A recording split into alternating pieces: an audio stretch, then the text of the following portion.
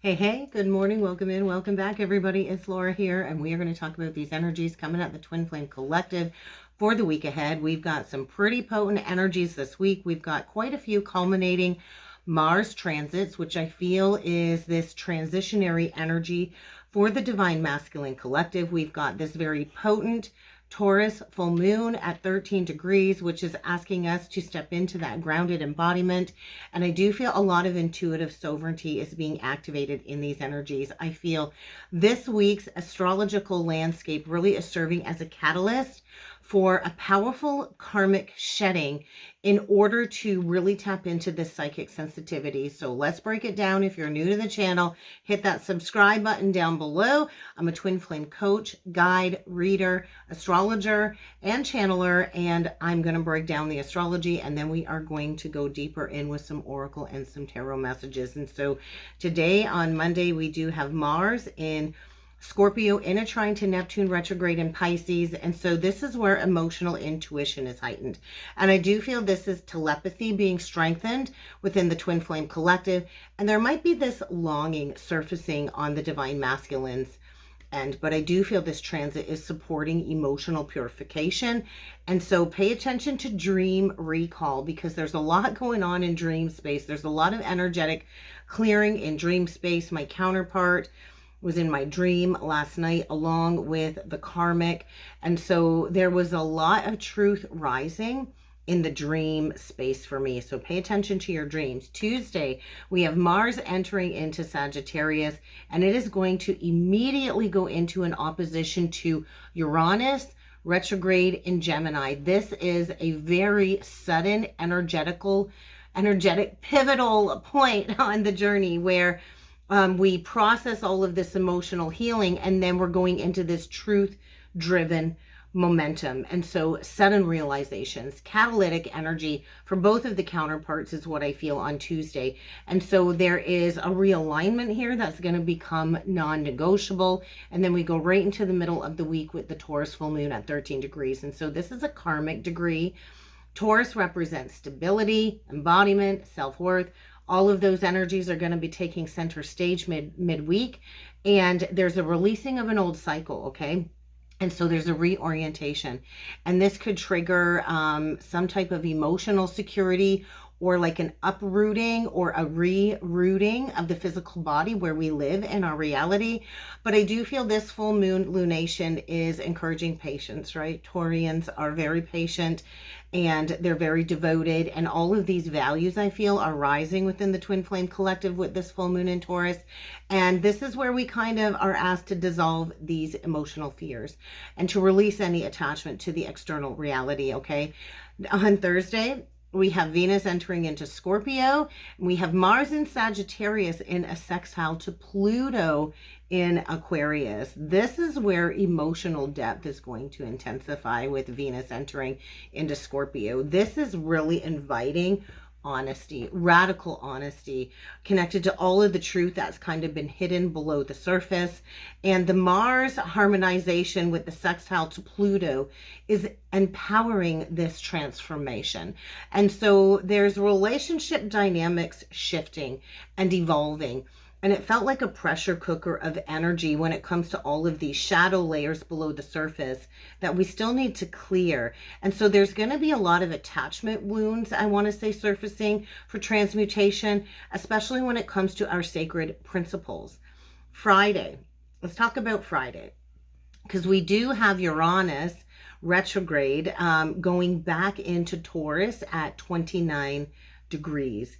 And so this is also a day where the sun is in a trine to the north node, and Venus is going to be squaring it up with Pluto, and Jupiter is going to be trine Lilith. So all of these energies are going to be building throughout the week, and they're all going to culminate on Friday on the 7th. And so this is the karmic threshold of energies this week, is what it feels like.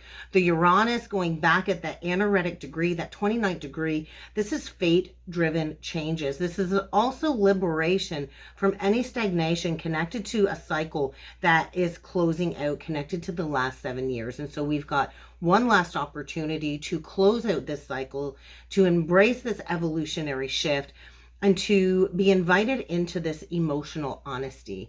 And there's going to be truth awakening on Friday that is really going to liberate, I want to say, the divine feminine and the divine feminine power as she steps into this sovereignty and this attraction. And so there's going to be a lot of destiny activations throughout the week, but the biggest destiny activation is going to be on Friday. That's the timeline shift portal of energies is what I feel. And this is the feminine rising in her power. And this is a chance for the masculine to dissolve the ego so we can recalibrate these soul contracts. And then on Sunday, Mercury is going to be stationing retrograde in Sagittarius at 6 degrees 51, the archetype of the lovers and the King of Swords. And so deep reflection is really going to begin with this retrograde. There's going to be a lot of truth that we're going to be internalizing and re-examining, and we are encouraged to, I feel, refine our spiritual philosophies, okay? Because of the Sagittarian energy, there's going to be a reevaluation of our spiritual beliefs, our intentions moving forward, and I want to say our communication patterns connected to our beliefs. And so there's a pause, there's a reset with this retrograde. There is a silent realignment going on near the end of the week, but all of this is supporting a reconnection when it comes to grounded truth rather than playing into emotional reactions. And so really prioritize grounding practices this week. Get out in nature, go for walks, do the breath work, do the yoga, do the sensual embodiment, because there's going to be a lot of emotions moving through us. And we have to remember we cannot be judgmental towards these emotions. And so we're not rushing union. We're not forcing anything. We're walking through a passage gateway of refinement, realignment, and purification this week. If you are curious about astrology, if you are new to astrology and you would like to learn a little bit more to understand the basics of your birth chart, comment down below. I do have a free guide to the basics of your birth chart. If you would like that, all you got to do is comment free guide down below and I will send you the link to download that. I also have an astrology membership. It just launched last month, so perfect time to join in. You can join in anytime. We're starting off November talking about the personal planets and the social planets and how they affect our relationships, our communication patterns, our values, and how we take action. This Wednesday, we're going to be talking about Mercury, Venus, and Mars in the birth chart. So head on over to the membership. Join us over there in this soulful, soul-led community of growth, expansion, and using astrology to align with our purpose, our path, and our highest timeline. But with that being said, let's dig in with some cards and let's see what the cards have to say for the week ahead today.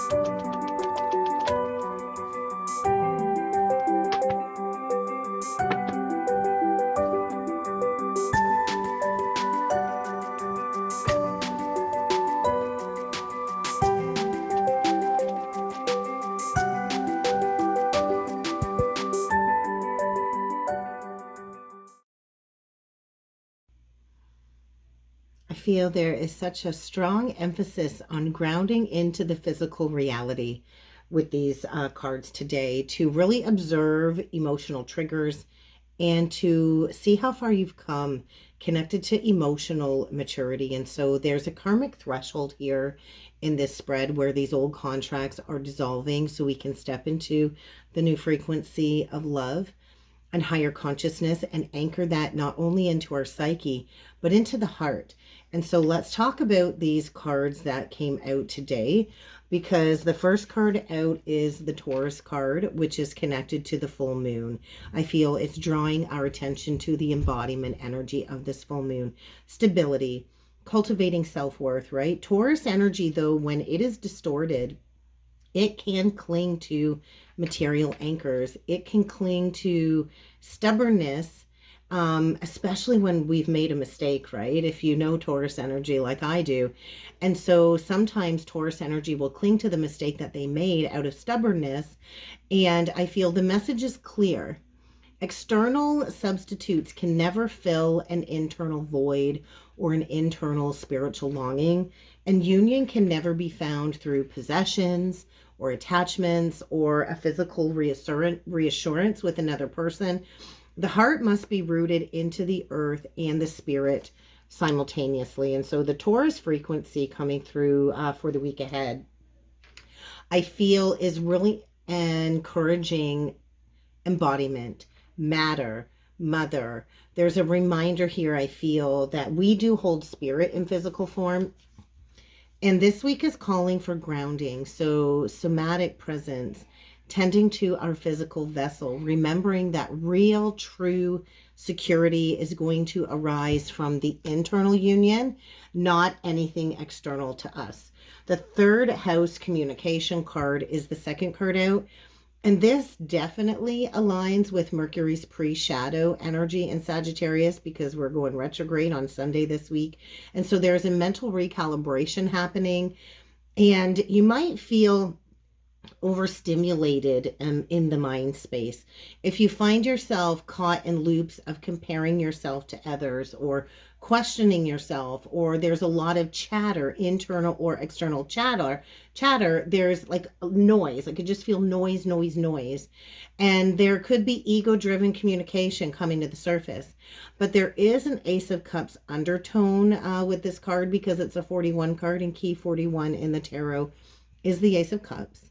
And so this really is asking us collectively to step into emotional honesty. And that's how we cleanse the mental overwhelm, right? And so the clarity will always come through introspection and not reaction. And so there's a new perspective, I feel, required here, because our words do carry frequency and our words do shape our manifestations. And so we are here to speak truth and to not be afraid of speaking our truth. We get the solar calm card or the clarify card. And so this is an attunement card, I feel. It vibrates at 16, which is the energy of the tower archetype. And it feels like a very quiet tower, like a quiet awakening, not really a chaotic collapse, because there's clarity here. And so there's a turning point of energy here, I feel, and it does feel a need for surrender. There's spirit guides here, guiding both of the counterparts to release control. We can't control the timelines. We can't control the outcomes. And we can't have this control over any identities that are no longer serving the path to union. So I feel this is illuminating patterns, right? If you remember on the cut of the tarot, we had the Sun card, which is illumination. And so there's illusions dissolving here, and our stillness in the midst of the chaos is our power. We're being asked to be calm, be the grounded, calm Taurus archetype, because this isn't a week for forcing anything at all. It's just a week, I want to say, for conscious release. And then we get the South Node, the past. So look at that, and it's connected to maybe a spiritual community. And there's change. There's definitely change afoot with the Uranus card below that. So the South Node is a big part of our birth chart, right? I feel this is the confirmation that the karmic excavation and clearing of past life ancestral memory is very loud this week. It vibrates at master number 33, which is amplifying the divine teacher energy of Christ consciousness, forgiveness, surrender, transmutation. So look to your South Node. There could be a stress response here connected to traumatic memories. There could be addictive tendencies here that need to be released. There could be emotional defense mechanisms connected to the South Node that are surfacing temporarily this week. And oftentimes it feels like we regress before we move forward, but it's only to recognize the patterns that we still have to have mastery over so we're not reacting. And so this is where we take the wound and we turn it into wisdom, okay? So let's talk about the tarot spread. The top row, the Magician reversed, so that's mercurial energy. The moon reversed, there's that Taurian full moon. This is also connected to Pisces. And the Knight of Wands, which I do feel is a direct connection to Mars entering into Sagittarius. This to me says miscommunication, manipulation, distorted perceptions are all surfacing early in the week. There's an internal illusion or an external influence that is attempting to maybe cloud your better judgment this week. The full moon, I feel, is really going to expose these hidden truths or this manipulative person that you might be dealing with. This is really going to restore clarity, right? Working through the fear. The moon upright is illusions, confusion, and fear. And in reversed, it's clarity. And this, I feel, is Mars entering into Sagittarius. This is igniting a decision or immediate action, movement. Once the truth is seen, that's when the action can be taken, okay? Middle row, we get the Three of Cups reversed. To the Eight of Pentacles is the central energy, and then the Empress in reversed. And so what I feel here is a social breakdown, a social fracture, especially connected to some type of community here. There could be gossip, there could be triangulation, there could be, I feel, a very karmic feminine energy here seeking attention. And I feel the guidance really is firm. The guidance is saying, stay focused on your work, stay focused on what you're building your foundation, prioritize your mission over any noise outside of you, because there could be some doubt here. There could be a lack of nurturing. I just feel there's a lack of receiving. And the feminine polarity has to be rooted into sovereignty. We can't seek external validation or reassurance, okay? Bottom row, Five of Pentacles, Five of Swords, Page of Pentacles reversed. This to me screams abandonment wounds, manipulation, maybe an inner habit of self-abandonment here. There's both external and internal manipulation. So this is coming up for alchemical transformation. This is a liberation spread is what it feels like, right? There's an old initiation of cycles here that needs to complete.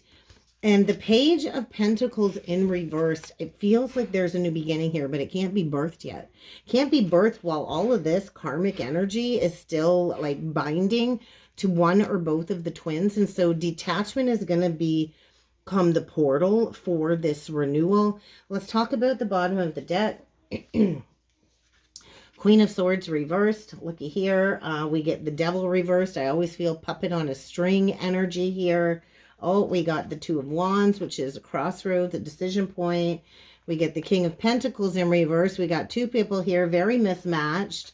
The Six of Pentacles in reverse, the Two of Pentacles in reverse. So there's that Eight of Pentacles, but in reverse on the bottom of the deck. So I feel there's like a karmic soul contract crumbling, and there's somebody here just focused on her work and just focused on her craft. It looks like a feminine. And so the Lovers, right? That Lovers card. And so there really is a hidden karmic contract here dissolving. There's manipulation, there's fear attachment, there's financial entanglements, there's codependencies here, there's control programs I feel unraveling. So somebody may attempt to pull somebody's emotional strings this week. I think Spirit's going to intervene. The crossroads moment is here this week, right? And so all of these misaligned soul contracts, they're going to have to fall away. Any energy imbalances are going to need to be corrected, because we got that Lovers card, right? We got that Lovers card here. And so there's a new lover that waits beyond this clearing. And so there's a destiny redirection here for the counterparts. But let's close it off with the final oracle messages. We got the Eternity card that came out. I feel this is just a reminder to the collective that twin flame union is not constrained by physical timelines, right? The true union exists within the heart. It's always going to be within the heart. And so there's inner illumination this week that is going to precede this outer convergence of energies. The bottom of the deck, we get love. Oh, look at that. And we get healing, and we get balance, and then we get a positive outcome. So I feel together these cards are saying purification is underway. Every negative thought, every fear impulse, every old wound, we have to meet it with conscious love and higher awareness. And so this week there's healing the mental patterns, there's healing of the emotional trauma, there's healing of this karmic residue, because divine frequency is the love that dissolves all separation. None of us are separate from one another. We are all one. And so to come into true union of self, it does heal. And true love is never going to harm. It's going to heal. And so there's a transformation active this week, and we need to trust in the divine orchestration as we are prepared for this new chapter to unfold. But there's purification here, and honesty is going to be required. And that honesty is going to have to come from an open-hearted presence. And that's what I have for a message for the week ahead. If you would like to go further with me with a personal reading, then please check out the link below. And check out my webpage. Also, I do have a free twin flame ebook guide. If you are curious to learn more about the twin flame journey from my perspective, go and check it out. It's absolutely free. Have a great week ahead, everybody, and I will see you all again tomorrow.